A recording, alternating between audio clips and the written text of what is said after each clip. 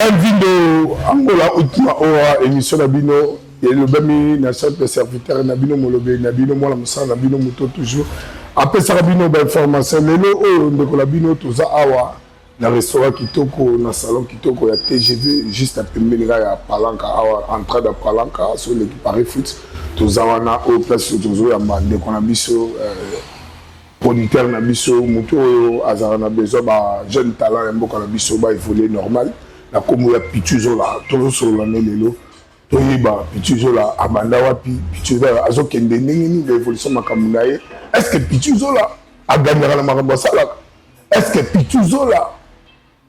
azwaka nini soka beti bato ba concert à côté ya bato ya studio pe akabaka merci tozo solo na merci na le PDG papa Kapela Mobutu merci le Fisolo Kassa moi ne pour toi kala pourquoi pas le grand Gérard Gabi ngala bino tovanda to solo makambo merci. Merci. Que vous avez déjà le bosso ma par télévision Nabino Bozolanda, simple serviteur Nabino Moumbo Nabino Moto toujours pesa Nabino. Ba information bobi que le kolanga na zana déjà na plateau ya na biso vient na biso nyoso ya biso. Tosolana. Botardi. Botardi Fabrice. Boni. Non, ça va très bien. Voilà, batu basa besoin ba iba mutu nani na zana na plateau lelo. Moto ya mbele na plateau bamsu babengaka ye Papa Yoyo, mais le vrai nom c'est Pichunzola Papa Yoyo. Donc Papa Yoyo est un surnom oyé par rapport à ndenge tolingaka otia moi propriété dans nzoto Papa Yoyo. Oui. Ils ont ça na Papa Yoyo auta wapi directement lelo on comprend que non, on a vendu Papa Yoyo la plateau. Papa Yoyo azali angolais oyo akoli na Angola toza ba regressadu to bimaki et puis to bozonga na mboka et c'est par là Papa Yoyo a bandi continuité na comme tout le monde. Papa Yoyo na mboka oyo et bandeli même ya Papa Yoyo pour ba tout ba comprendre faut ngana omono za producteur pour ça peut producteur pour l'événement moko moi deux trois la kenda la monate no makambo sala Papa Yoyo abanda ndenge ni pour les lokoma o asalelo. Papa Yoyo na monde la production aza mopayate le na lobby ke tobimaki tant tobimaki na ngambo mususu ya Congo déjà nazali na initiative ya osala la production souvent na bana osala trop ba coproduction donc cela veut dire na ke na sololina école et école apesinga privilège ya osala publicité et nga na koluka artiste on a trouvé que aza mien na collaborer na ye et c'est par là artiste a osala publicité à école et nga na ke na présenter spectacle na journaux ezali lokola journée à raconte ya spectacle voilà awa na Angola to bon déjà na bandaki yango na ngambo ya Congo pendant le temps nazali na kili. Okay. J'espère que production na ngai ya liboso na sala yango na vie Seattle. La vie Seattle na sala na ye la production moko to mibale et après cela nazala la production musu ya mike na sala ya musique et tant on a zongi na mboka et pas na biso wa Angola nde sika nazwaki makasi ya la continuité ya ba production. So et bandé na yo ana kati Angola parce que to ebiki ana Angola ezali boulot moko même artiste ba musicien ba comédien ba joueur soki ba sala mboka oyo liwa ba yo kana raté o bando santé onde ni ko sana bango ko bimisa ba mbongo na yo ko sala ba production na on do pesa onde. Bon na monde art eza vraiment facilité. Premièrement on a le baté que naza numéro 1 ni numéro 2. C'est puisque il y a toujours des grands. Et ça na bateau oyo ba banayi makamba production en Angola avant déjà. Toza na ba papa Kinalo et toza na ba papa na biso congolaise et Combo Ezo Kimanga. Donc toza na ba vie belé ou ba ça déjà ba production. Je crois que ba production déjà il y a ba regressado. Donc bande kona biso toloba lingala et bali ko salama déjà depuis kala na mboka na biso. Tozaki déjà na ba papa na biso ba papa Kinalo, tozana ba papa na biso comment ça s'appelle, comment na iso meka un peu ko chapenga Donc, papa Alvaro Mwanza, qui déjà un concert, papa Nabiso, même Pepe Calais, artiste belé, Viva la Musica, King Kessler aussi. Mais après, époque où on a tango l'équipe, la génération moussou payé, tout ça qui n'a pas vie Nabiso le rôle avocat Kokolo. J'espère qu'à ça vivant. Voilà, on a quatre salons. Oui, on a quatre salons. Nazo PC déjà mbote si kaza, j'espère qu'à Hollande Biso. Donc, à ça, mon ko ya ba pilier, o ya sali. La production est belle, il y a des jeunes régressables en Angola. Les lots sont belle, bêta ma solo la production sans en rendre compte que les gens qui peine à bateau, tracer qui déjà chemin pour les lots, bisopé, papa yoyo, biso pitunzola, alors que tu n'as jamais un grand avers, grand ou babanda solo. Mais nous, nous avons un grand avakoya. Kilelo, toza kilelo, bateau bazo bimande, bateau bazo samarambo, biso tout le monde à la mise. Mais kilelo, c'est pas un problème. Kilelo, avant, ils allaient kilelo, déjà, qui calait ça, les kilelo. Je ne sais pas si nonande wana, mais c'est dit que tout est na ala Luanda. Nonande, pour être vrai, na zala qui présenté, mais na zana histoire. Mais na Robert a 10 mois, les solo, il y a des 98. On a ça présent. Si nous comme le 2020. Parce que tu tellement ébélé. Ah oui. C'est vrai les équipes. Nous sommes même si c'est bateau tout basé là biso. Parce que ça nous mémoire wana pour battre au mobunga makasi. Bon, ce qui bateau bazo bunga est justement ba mawelisa. C'est puisque les amis déjà dans l'orchestre ya makasi ya ba regressade ou beti musique et c'est pour ça qui battent. Tout ça na ba esthétique palanka ezalaki déjà. Tout ça na ba esthétique palanka de Salamaki. Voilà, ba mère bazana ba katona ba mission. Bon, à l'époque ezalaki na ba grand ba Robin Ombidi azale le présent, je pense que aza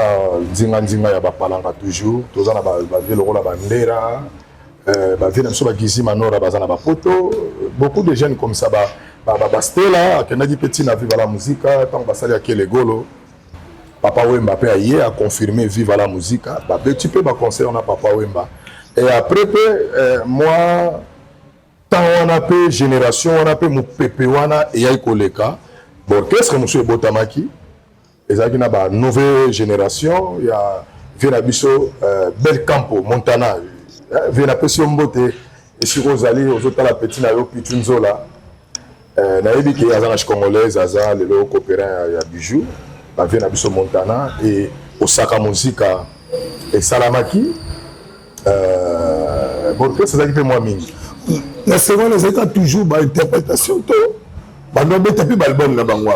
Non. Les longues jeunes bazobeta musique mine d'interprétation. Donc les lopos mutua monana, il faut yemba, banzembu peut-être ya Wenge, voilà, ya Viva, ya Victoria. Mais je me rappelle mieux à l'époque, ils allaient pena boyer, netina bosaka musica,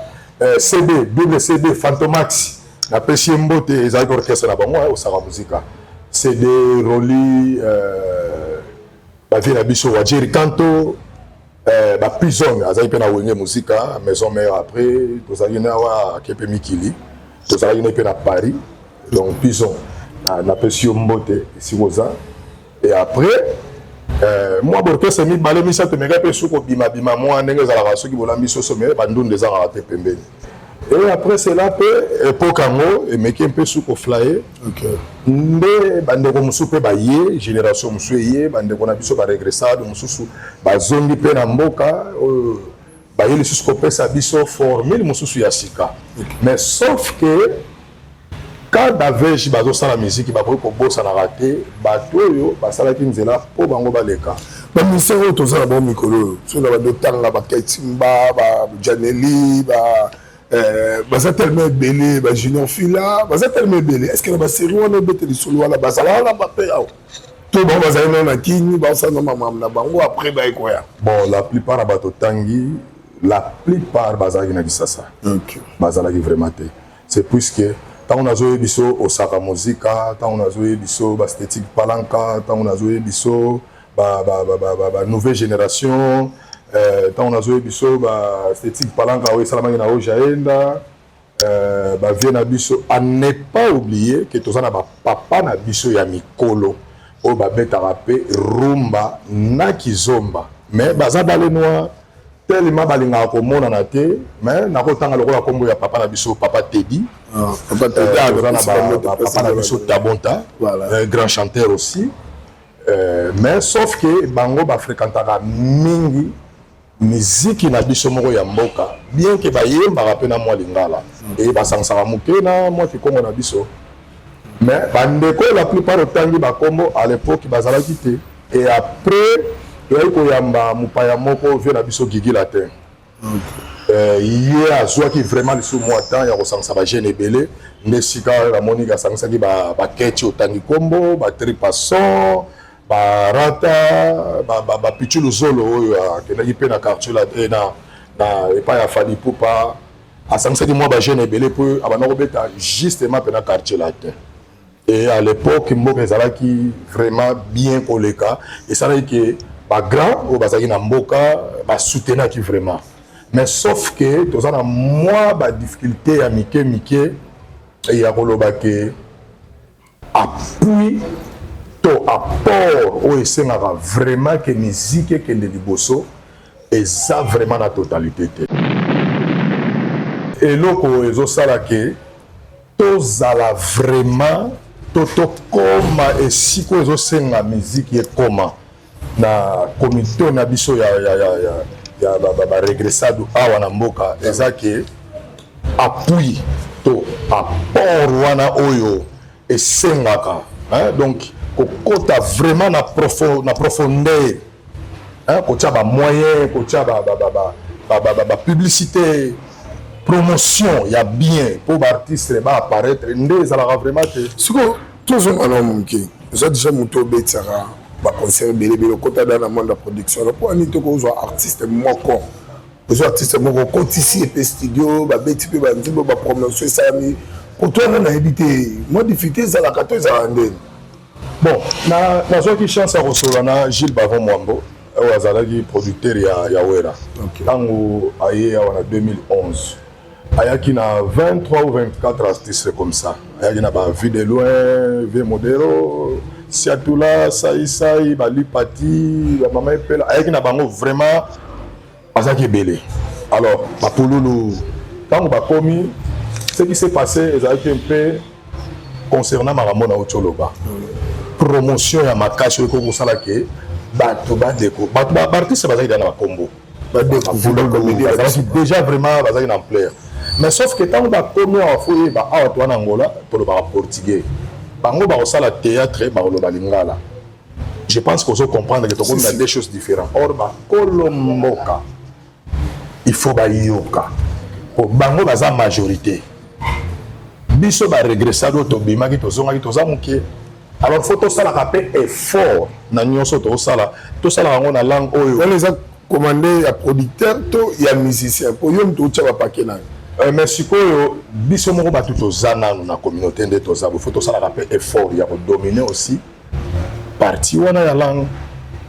po je pense que na mboka wa toza mpe na bagrand oyo bakozala na posa ya kosoutenir biso mais dis-moi bakoyoka biso comment toza kotransmettre bango nini c'est ça aussi au Virgile Bavon Mwambo ayaki na bango déjà bazalaki na kombo mais ntango akomi awa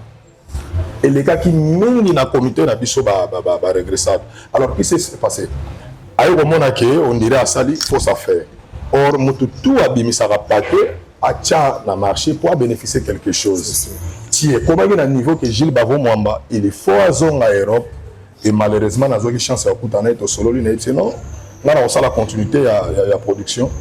nde esalaki na sololi na ye nakutana na Vie Modero na Vie Siatou na Pululu et tovandi tosololi tosali na bango coproduction donc ngai natiaki justement mayele na nga na loué ça na futi badroit ya l'état na traité bamikanda tout ezalaka nécessaire et natie publicité tellement nazalaki makasi na publicité esalaki nga rendement oyo esengaki ke na récupérer donc na eloko nyonso na domaine tout il faut mutu moko aza na capacité ya kosala koluka kosala dans de sorte que atiango mpena maboko na bolingo nyonso wana e lelo mboka eza ndenge ezalaki auparavant te ke espèce banaye komonana makambo ezalaki un peu facile par rapport à lelo. Donc lelo omona ke po mutu andema abimisa mbongo moko boye peut-être faut ezala neti bienvenu nkumu elima kwanza eza la bienvenu nkumu na pesa bango bienvenu nkumu alobi mwa langage moko boye esali biso bien mais lelo eza n'importe qui tazolingaki abimisa quelque chose na ye atya yango kaka po ekende na le meilleur yango ozomonaki baproducteur bakomi mpasi botika na bino kaka bakena betie concert bainterprétation après ogane mwa moke bazokotisa mobulu na mboka mpona par rapport à moment tozo traversé conseil oyo nakoki koloba eza mingi. Premièrement baartiste il faut bazala soudé, il faut bazala nano soudé na bango moko balongoli esprit ya kozala lokola neti nga naza nga nabetaki na nga nakomana ki grand prêtre nde ezoboma un peu makambo mosusu. Donc moto alingi kokita te, moto alingi kozala mingi likolo e baza soudé te ekosala ke moto akoki kozala likanisi moko boye me bino moko bozala bakobendana et c'est pas se retirer pour rien que soki na solution kingandi akoma mona lokola neti naza trop kingandi moye approcher ngai eza te et ils ont créé un peu moins de divergence à Bamaram Sous. Parce que, attends que Bino Tobobet, conseil, Bino Tobokabila, bon, conseil européen, ça bango, pas quand même naïf. Parce que tout ça, un festival, on va beaucoup tout ça là, on a passé producteur Blaise Kaba, à 7 mois lié, Mogobo, à 5-6 musiciens, à Betty, mois des jours, on a comme animateur dans le festival, on va aller sur les Canamais. Et j'ai dit, les musiciens, nous sous, les musiciens, ils quitté. Oyo bachaki azalaka nai oyo boye bayo kolakate bayaki mais grâce à Nzambe ba oyo bayaki félicitations na bino effectivement rumba elekaki biata ke bino bato bo pesa bango bango bino to pesa bango bo beti bango ba conseil message ngo pesa bango bon message à pesa eza que bato faut bazana me concentrer et puis chacun de nous faut y avoir valeur na ezanini musique ezana na partie prité que prêtre moko boye to mutu moko boye olingaka musique ozana poso sungaka ba musicien okozala ka pona musicien moko te po yonde ozotia quelque chose na yo en jeu pona ko soutenir bango alors yoko ozala te ko maloko ozo dépendre na bango ce que ozana poso sunga musicien songolo et le but est de koma lisusu ennemi ya musicien songolo oza pona koluka promotion ya artiste donc yonde oza na base ya koloba keno na ko soutenir ye pour musique matin kende likolo mais musicien ko kozala te que ceux qui na solo la net na papa yoyo komi bien privé na non ngai dernièrement na ko betsa petit na biso junior fila na betsa qui na junior et c'est passé très bien. Mais il faut empêcher ceux qui sont tout apport moko et na bossa na te ko lobela pe concernant dimanche à le 22 to za bongo na Pichu Bolasi ok il y a za bongo chez docteur Matubakana donc vous allez là vraiment les chéri nyon su ya bien ba tonton Bola ta frère to za la wana à partir à 20h musique à kitoko avec moi la main na bisu de Picho et vous allez bien affiche ça déjà bozo monango affiche ça wana vraiment aux musique à bien c'est plus que il y a passé dans ma boka grand prêtre Marie-Paul donc mutu to azana lito ya royoka ko sepela ok na ozonga na sujet na biso ya bato bazosala apport na musique bozala pona tout le monde bozala na partie prité donc so ozana posa ya kosunga baartiste eza vraiment idée ya malamu mais kozalaka pona artiste moko te comme alokola ke yo komi partie pri na ye donc yo oza bien privé na ye non donc ndeti nga natambolaka boye papa yoyo naza mpona kosoutenir art mpo naza mpe artiste donc nga moko nauti na art nayebi mpasi ya art avant na bana kosalaka makambo na osala lelo bato balesa nga mbongo na balabala bato balesa nga mbongo na basala spectacle donc de la même manière naza reconnaissant soki lelo nazwi capacité ya kozwa quelque chose na offrir yango mpe na bandeko oyo bazosala mosala onga nasalaki mais nakoki kozala teke nazala mutu kaka mpona mutu moko exemple mo nakobeta lisolo Ali Jabir j'espère kazolanda ngai esika azali c'est un frère tokoli na ye c'est un ami d'enfance mais so naza na mposa kosala eloko mpona Ali Jabir nasala yango et même na concert oyo nabetaka nazobake na bavie siatour bamodero bamama epela bavia Tant on a bêté concert, on a tous na Lujabi, on a bêté musique électrique très bien. Mais pour empêcher que le lobby, si on a moni Janeli a bêté bien, bon, capacité d'en offrir quelque chose, na salango et pour empêcher de rien. Mais on a le quand tu as comme si le producteur bazap na mukie, et tu bien bazap na mukie. Ce qui lié moko zawana ya organisation moko boyo ana bobengani bovandi par exemple na eloko oyo et uté ko le ka festival rumba. Ma appellation ezaki tellement belé mais tout mon aime tout à part Blaise Kabandenga bundek makambo ngote tango yoka ke loko ndenge wana po ni to avancer ki na idée ozala kana ngoyo ko sunga ba jeune au pousse na bo solo la bo bongisa encadrement pour sali kama est-ce que yoka ki ngote bon na kokoloba boye festival rumba ezaki idée ya deux personnes ezaki idée ya double CD nanga to soit idée wana na kati ya Jeep nanga to tambola na double CD tant to bet sa concert ya Junior Fila d'ailleurs singa que non papa yoyo en tout cas faut le moko boye festival rumba to zaki na ami nanga bienvenue kumu kuzenanga to sali idée mais sauf que nga nazaki déjà préparé pour na voyager. OK donc esenga ngana kende na kende Paris na longo Paris na ya Allemagne tant na zongi na ina idée que na oyamba la mo Luanda mais na zui manœuvre na beti tour acide na combien na Luanda mais na wumela gité na beti tour acide alors tant oyo ça là que ngana la en Afrique d'ici nde sikoyo CD pour fallait na betsa et justement pas matubakana mais moi contre temps on a bimaki rapidement concernant la affaire et après na yoki lisoro ya festival rumbe betani. Alors, normalement, tant que jeune, on a trouvé qu'il y a bien. Alain Kaba, non? Blaise Kaba ici, Kazali. Vraiment, on est là pour soutenir de telles idées comme ça. Ils ont une initiative, moi, il y a bien. Mais sauf que, ils dénoncent sur la malamou, il faut que nous soyons associés, bateau, baza, intéressés dans nous, pour nous faire un coup de pouce. Justement, là, on a pas le bain. Parce que tu as ça moi pas vraiment. Est-ce que la deuxième édition tu as je pense que au Salama. Idée na biso est que premièrement artiste bazala nous souder. Bazala na état d'esprit pena ya bayaya que to longoli ki nga mwana commune boyenga na kola boyenga na zala boyenga na betra na meto beta musique. Est-ce que vous avez une idée on a pu enfin ça va on peut sur là na bango vous avez une idée peut-être que nous bengi ma 4 5 6 7 26 bango conseil que nous sur là bango pena ndenge singeli bon on va sur là tout le monde là sur là tout le monde ça n'a rien à voir avec le bateau qui nganda za likolo qui nganda za na c'est plus que bango nous sur ça même musique et bango tout tous aba frères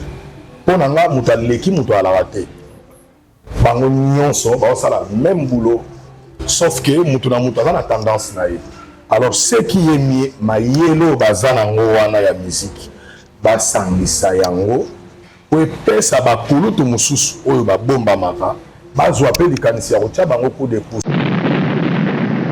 Oui, je pense que tout le monde a bimisaka mayele na ye pour na art pe batricharaté. Voilà. Na musique a to kumisi yo moko ke o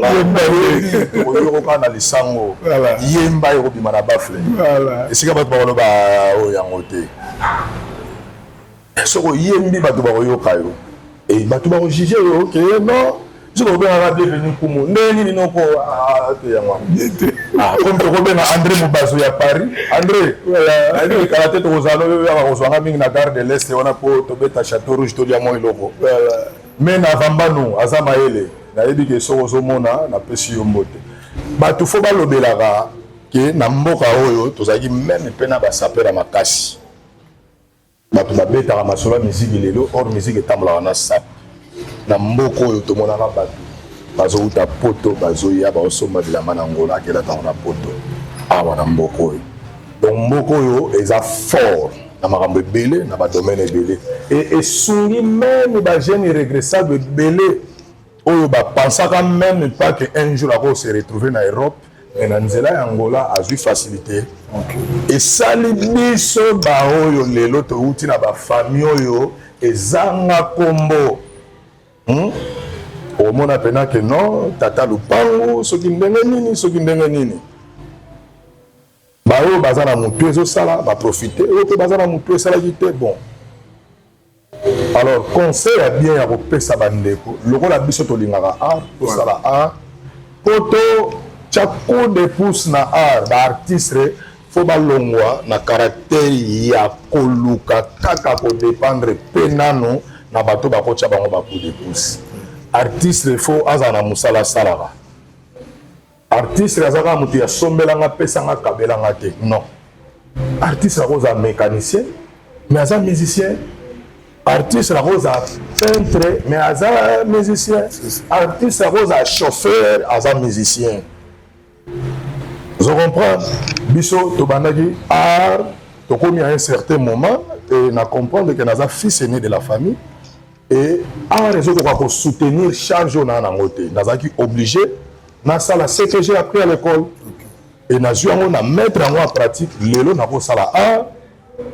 soit nakotika kosala art mais na sponsoriser art mpo nalingaka art alors baartiste basalaka makasi ya kozalaka na eloko ya kosala après musique moto azodépendre totalement na musique akozala na difficulté ya koatteindre objectif ya makambo mosusu c'est puisque musique nano epesi ye opportunité te ya kokoma esika oyo azoluka ya kende peut-être elo nakopesa lokwa conseil eza yango tokomi déjà koshite na emisiko biso tokomi bia na fin de l'année proposition nini oza nango mpe baproduction nini oza nango est ce que oza na baproduction moko boye kobekisa kingani mpo année de ekomokoma na suka année ezokoma na suka oyebi biso bato oyo tozalaka ere moko famille eza libanda mo bakalcule ezalaka trop mais bijou makiese mama na silva prome mama na strela nzola mama na meori nzola soki apesi kaka maloba ke no vie kende sala yango ekozala bien donc nakosala yango mpo grand prêtre efa yokaka mingi grand prêtre mais bamama nde basalaka ke tomata bango mpe basalaka ke babenda biso tokita ouais mais déjà ouais, le 22 nazobandela toza na matubakana na x7766 mpona frère na biso pichu aza wana bolasi akosalela biso bezika bien Racine Sunda aza na biso le 11 aobeta na Santa Clara wana eza déjà première production nazo préparé pour la fin de l'année akozala na biso mais après toza na préparation ya festival Rumba D donc ekobetama bamatch ekobetama bamatch mpo déjà tobetisa bamatch nga nasali mwa makambo mwa trop mosusu bon tellement temps mpe ya kolobelaka yango eza vraiment te et à l'époque internet ezalaki ndenge eza lelo te esi nabetisaki bamatch ya bana kitambo bana mbinza nabetisaki ya bamatch baspectacle eka na basonga mbeli avant baconcert oyo ya bio tosalaki na bavie na biso bamodelo donc moi makambo so ya mike mike ya malamu esalamaki mais sauf que yoyebi kaka so okomi na baresponsabilité ebele okomi okima makambo mosusu po permettre te ozala comble na makambo ebele à la fois zongisa biso nano na bano ozotangela biso bano na ntiti wana biso nano tokomaki mboko te par rapport na ndenge tokomeli lelo na ndenge bozalaki mpo biso ozalaki te ya ndenge bakomi kokale bato na banzela ovanda bar boye bayeki kotourne yo okende place boye na bato mosusu bakomi obanga kobima o aza na l'art te moya apesa bamaître eza te est-ce que différence oyo ntango bozalaki wana na lelo eza ndenge nini na kati wana vraiment ma plein eza vraiment souci bato bazobosa na objectif oyo asalaki basacrifice na mosusu na lisasa ya kosala contribution ya kokangisa mbongo po azwa possibilité ya koya korejoindre mboka e akomi awa abosani na ye mais azobosanaki famille na kisasa bazokonte ke tozalaka na yaya moko akendaki quelque part mpona koluka quelque chose mpona kosoutenir libota e akomi na ye justement akomi na ye déléquant mais sauf que likambo na likambo ezalaka na ntango nango soki oza maître biso ntango tozokola toyebaki maître aza motu oyo aapprendre discipline pour se contrôler mais lelo tozomona ekomi maître mpo azala na bar po tindika simba azongisa bon soki ozosalaki maître mpona se contrôler mpona discipline bravo tobeteli yo maboko mais soki ozosala maître mpona kibuzoba yango komonaki bamaître bakomi basentinela bayuma Alors, Bekiri biso kiriboye na otanga kombo te parce que alinga bino mingi apesino bametre ti na linga bino mingi ojaindas congolaise partout place bona tambolaka tozalaka na bino na pesi bino bambote ebele ekoma système ebekiri o biso bana boye o biso bana boye est ce que basenga mpe ezalaka te makambo wana ezalaka mais d'ailleurs fati fo basalaka examen de grossesse na oyebi biso eloko moko lelo na Angola qui mettre bato bazwi facilité à kosala yango après 2010 biso tomoni mutu akangi mutu atikali kotya ye kraka na poto azongi ndaka do ozwa mondoki aye mpenza bato bapandani pon makambo esilaka te esili ki maître eyalaki te awa maître eza boro ekotaka 12 balle na 24 ozo comprendre alors discipline nini bametre bokoyebisa biso bokende koapprendre na badojo epai ya baprofesseur na bino ki maître eza kozala delika te toza na bametre ebele baza baintellectuel maître aza moto aza na maîtrise de soi aza moto oyo mpo bato badécouvrir ke aza maître il faut pena moto akomaki ntina niveau akotya ye mosapi mais soki olingi okomisaki maître mpo bato bayebaka ke maître ça cause beaucoup de problèmes lelo bato bazwili yango baproblème ebele voir quand même ntina Turquie bato bazwili yango barefour c'est grâce à bacomportement d'hasard oyo bato bazomema je me rappelle d'autres fois na Turquie na ntongo omoni mpena na ngambu boye bato bazobama imaginez-vous na mboka bato ya bendele lokwa barabe bino bosimbi mabanga mpo bobamanaka boza à l'étranger yebisanga olongwaki mpena okomi mpo okende kobema vie ozomema bato mpe bameka mpe kozonga na baconscience ki maître eza kozala déléquant te maître aza exemplaire akokuta bato baosala des autres atie bango mpe kimia yango wana ki maître tolingi maître azaka te mpona ekeba apesa te pourtant balobaka yuma boma yanke moto oyo ozokanisa aza yuma koza mpe yanke koleka yo donc eza un peu compliqué tokoboya bametre te bacontinue kosala sport eza mpona bagene mais basala sport avec discipline conseil nio opesa bango baolanda osiko bametre esika bozali conseil akopesa bino eza après avoir kosala entraînement sala nde coopération ozwala yango wana état d'esprit ya yafa azalaka na lar ya yafa azalaka na car ya yafa azalaka na palais azalaka na balifanto e apesaka bango conseil afutaka mpe minerval yango wana vrai yaya tomochite déjà moi 2-3 personnes na conseil nini okopesa na bato tu balandi biso biso moi 2 personnes 3 personnes pesi bongo bapote conseil akopesa je pense que na lobi ebele soki na lobi ya malamu bato baretire par eza ya malamu soki na lobi ya mabe je m'excuse epe c'est important na lobi ezaki le nécessaire que na mboka oyo toza na bato oyo tokutaki même na art ya comédie même na art ya musique bato oyo toye lelo borekonetaka ke bato basalaki nzela bazali po moko na bango baza encore en vie eza nécessaire bapapa na biso babandaki miziki bagrand calais bafranco baye bapapa tabulek lelo bafere bazobeta miziki babetaka lisolo na bango donc même bafrère na biso oyo baza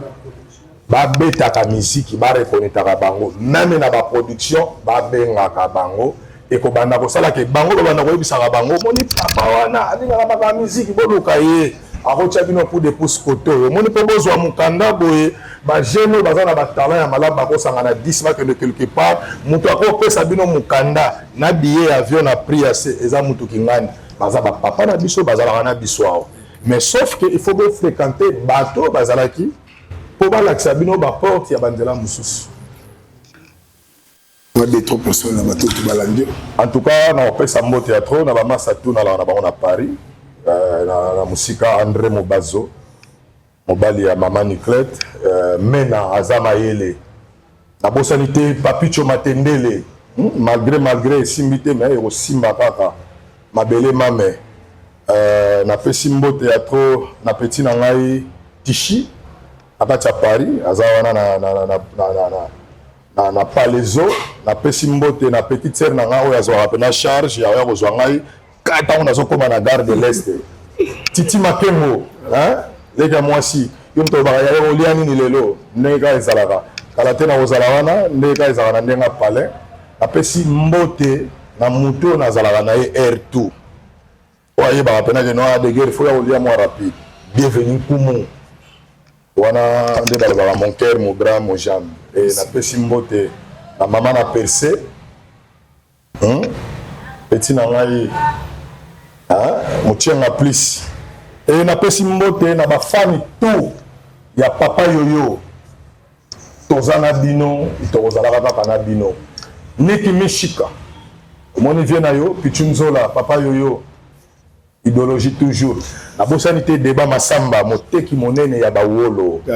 Merci beaucoup, David qui place Bolandi Bisso. Merci la fille sur le Kassamon pour toi, pourquoi pas le PDG Papa Kapela Mobutu. Message Zara le 26. Nazara Bino Batou Bolingara R9, Boya Piloto Kuta en aéroport, on va avec on air. Na 20h déjà, 20h, 20h30, Nazara déjà na Portugal, Boya et Belé. Après, on a le 28, Nazara Salom Adova.